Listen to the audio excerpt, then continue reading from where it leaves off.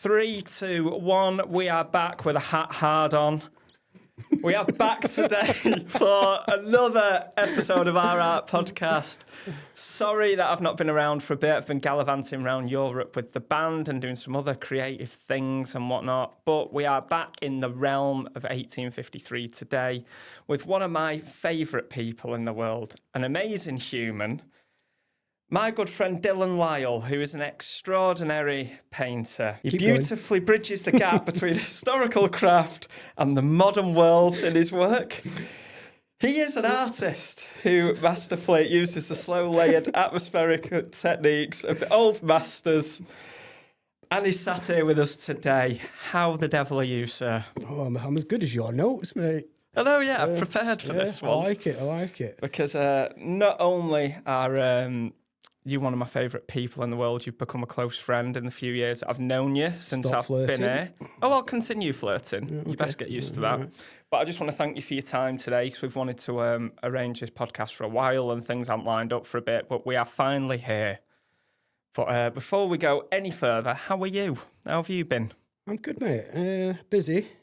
Yep, as always. Always. 7 days a week arting, and I think it's the tattooing that adds the extra 2 days onto my week. Yeah. So at the moment, I'm just doing 7 days. And have you been hanging around with Craig David? You were going to say that. I knew it. Yeah, just make sure. I'm busy, mate. I'm busy, and that's good. No, it is good. It is good to be busy, especially doing creative things. And if that is the way your worlds are aligning, then that is good. If you're only complaining that you're tired because you're doing good, productive things, I class that as a good thing. So let's get right into it, man. So you are an oil painter. You do a lot of exceptionally great work. And on my note sheets here, it's more of a classical Baroque Gothic style. And you've put years into studying loads of techniques. And we're gonna get into that in a bit. But first of all, should we go back to where it all started? Do you remember where you first took an interest into art? Yeah, I do. And it's funny this, because my mum had a trunk full of loads of childhood memories and all my old drawings and stuff like that. But in there was a photograph, and because I grew up my early days in a pub, so I think I was upstairs quite a lot while they were doing the bar. She's got this brilliant photo of me in the living room with the big mushroom hair, painted at this easel.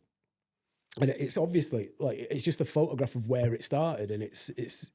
Do you know what I mean? That's so cool. And I think that's where I started being comfortable being on my own with, your own creative process. I love that photograph. That's brilliant that exists. Like, as you just said there, that is where it all started. And the fact that you've had a career that has spanned, 30 years?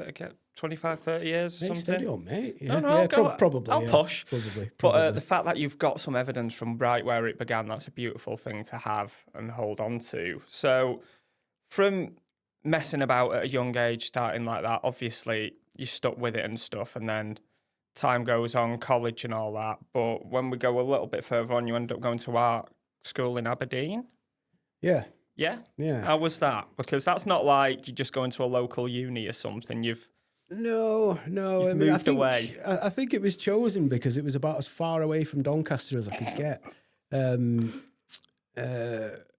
But yeah, I mean, I went up there on my own, and I was quite young and a bit daft, and I think it was a great place for me to find out what else exists out there. It broadens you, it gives you a different world view, and that was massively important for me, because I was heading the wrong way, I think. Mm-hmm.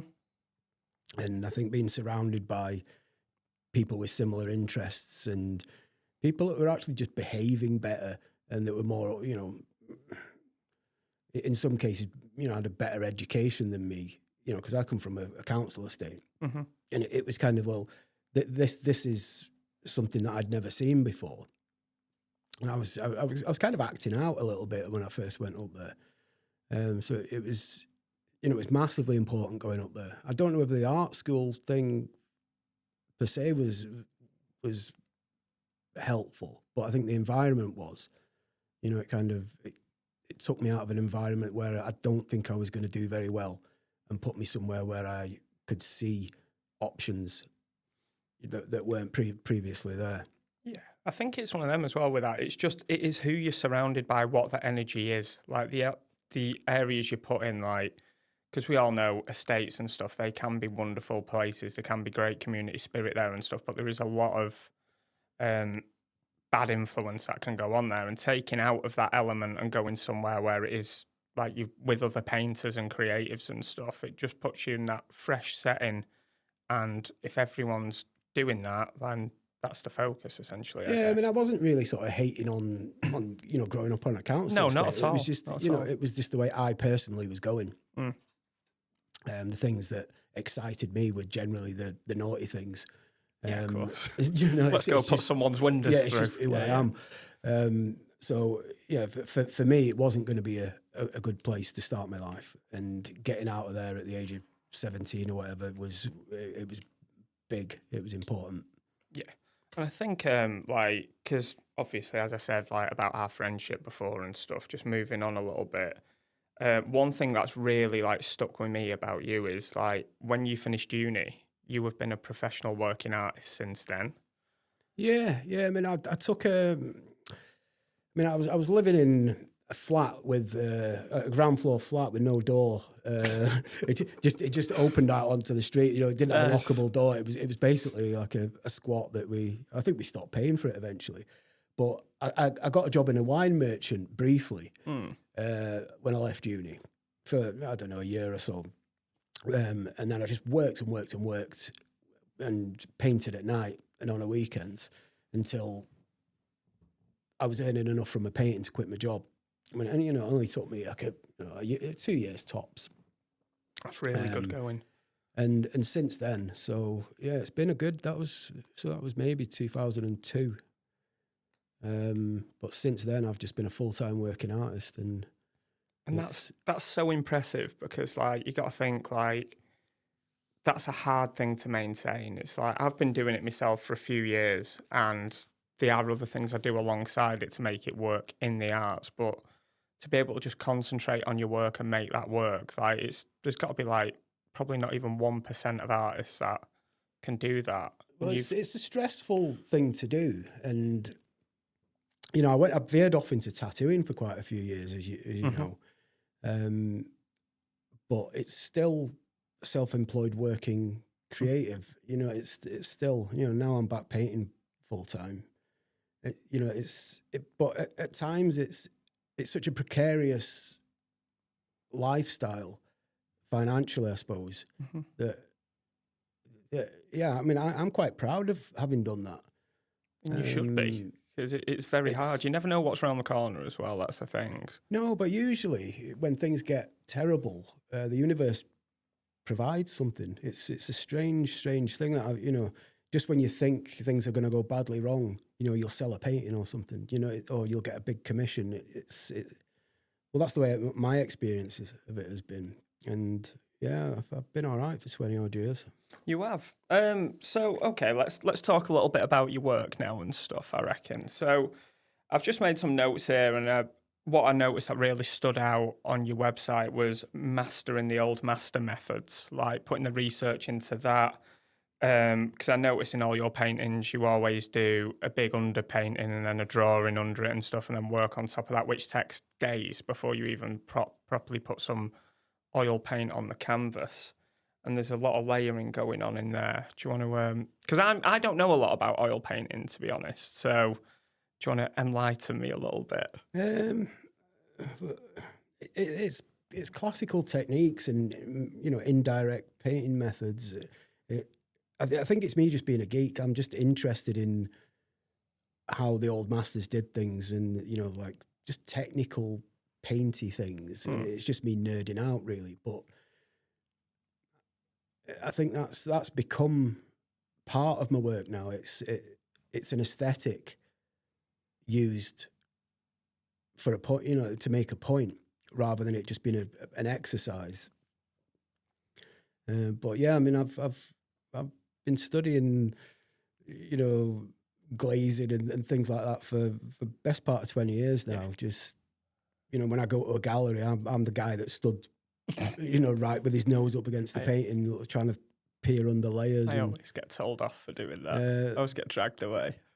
Yes, it's fascinating though, isn't it? But it's one of them, it really shows, because it's one of them, I've only been painting properly and seriously myself for about 6 years now. I did do bits growing up and stuff and whatnot, but taking it seriously, it's only been 6 years. But looking at your work right away, you've developed your own distinctive style where you look at it and you've done it. And I think that's an amazing thing to have. And I really love, there's a lot of things that goes into your work, and I just would not have the patience, for your process. Because some paintings you do can take, at least a month to complete. And there's just so much that go into it. I'll go into your studio and stuff, and something looks absolutely incredible, and you're there beating yourself up over it. And it's just mad how, well, it's not mad, you just really get lost in your work, you're in part of this journey. So it's just is the craftsmanship that goes into it as important as the finished result? Yes. I'll say yes. But yeah, it's part of it. Yeah. It's part of it. Because I never really know how they're going to turn out. And I was speaking to another artist about this recently, is that every time I start a painting, I start it in a slightly different way. So there's a different mix of variables. So you're creating problems that have to be solved. Mm-hmm.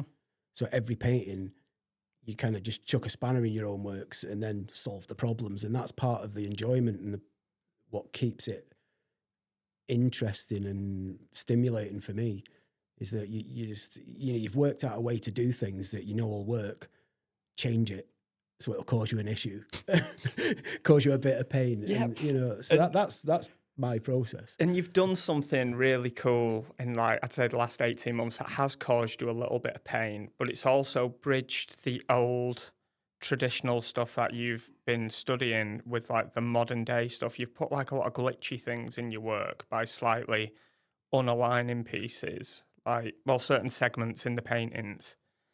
And I think that creates a really good twist that bridges the gap between the old and the modern. Yeah. Well, that wasn't really a decision that was made to kind of make things look more modern. It was, I was reading this book by is a neuroscientist called David Eagleman, and he was talking about when we experience the world, our perception is actually just relayed to us. It's through a thing called your internal model. So it's what your brain expects to see, not what you're actually seeing. So my thoughts when I was reading this was that a lot of the time when you're looking at art, you kind of go, right, sort of female figure, drapery,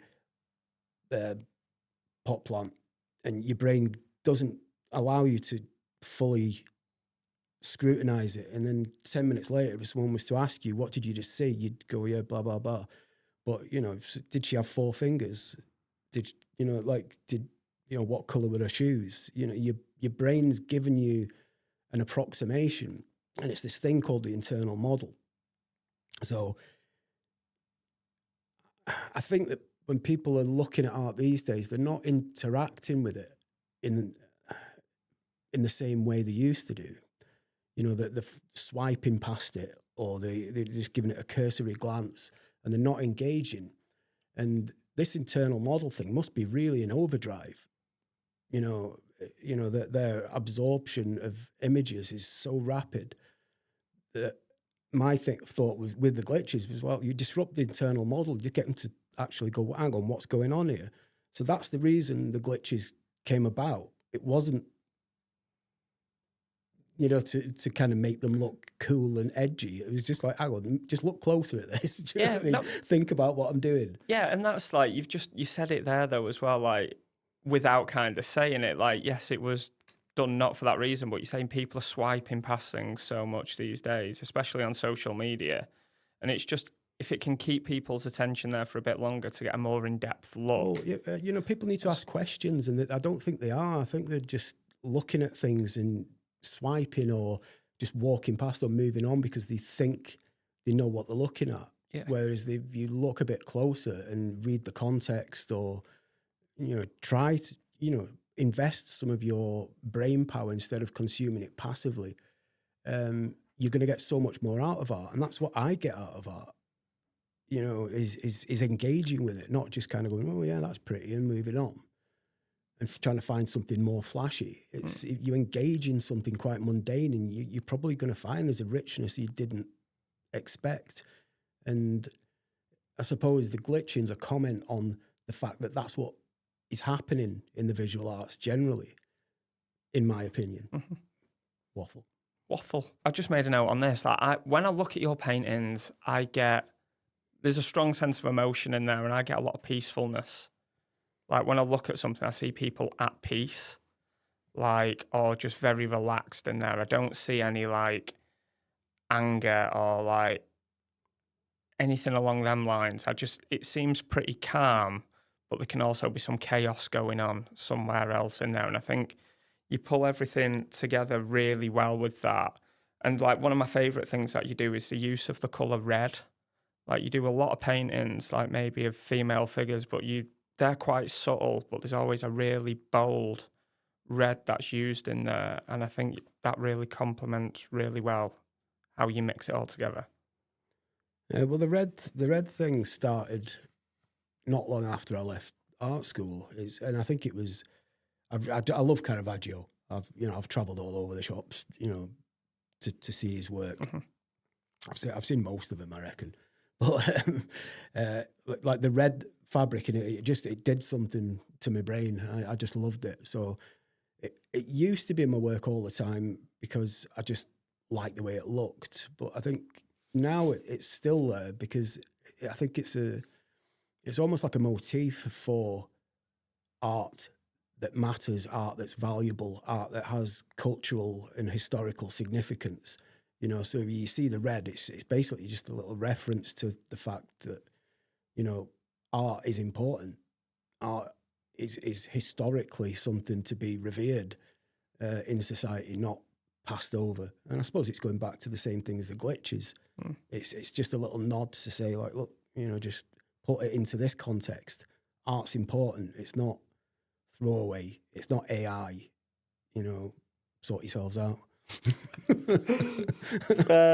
Fair. All right, cool. So, just there, you've had a great career, like where you are up to now. You've exhibited in London, Edinburgh, Aberdeen, Glasgow, Manchester. You've had stuff in New York, but in May this year, you had a portrait in the Royal Society of Portrait Painters down in London, which is a really cool thing that happened. Do you want to tell us a little bit more about how that came about and all that? I was pleased with that one. You should be pleased about it. It's really, really cool. It was, really nice. It's a nice, what a great feeling to be exhibited in a room full of the best portrait painters kicking about in Britain and, you know, beyond. But it's to be in that company, to be considered in that company was massively good for my self-esteem. Good.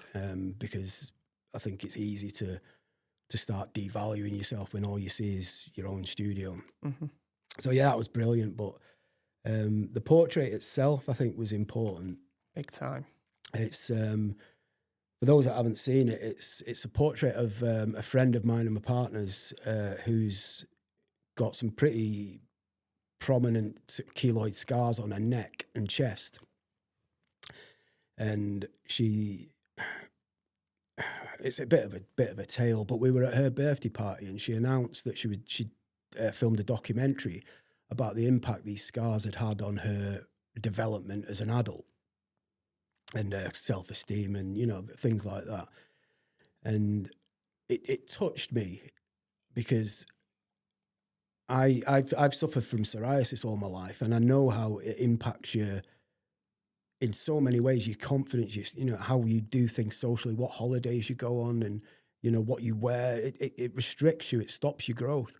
And you know, her story was just like, that's powerful. And the Royal Society competition was coming up, and I thought, well, it's a great opportunity to actually do some good with art to actually take this documentary and give it another platform. So I asked Ada if she'd do it, and she reluctantly said yeah. And it kind of got legs, It was on ITV. She was on the ITV news and the BBC. I think she's doing work with the BBC at the moment around this sort of thing. I don't know. Cool. I've not spoken to her in a few weeks, but it kind of snowballed, and it got attention, from the British Skin Foundation, and and she was getting people messaging her on Instagram and things like that, saying, "Oh my God, this has just helped me so much," and it's been so good for that reason. Never mind, what it's done for my visibility. It kind of worked perfectly for what I intended. It was good. It was good. I'm proud of that as a thing. Yeah. The portrait was incredible. Like, it's just so, I don't know, you've captured everything so well. Like, the emotion on her face is great. All the detail in there, the shadows and everything. It's a wonderful piece of work. We'll include it in a slide somewhere on so people can see it when this goes up. But we've got an exhibition with you happening here later this year, haven't we? You lucky people. I know, we're very lucky. So we've not got a name for it yet, have we? But we can say the show is going to run from the 30th of October to the 8th of November.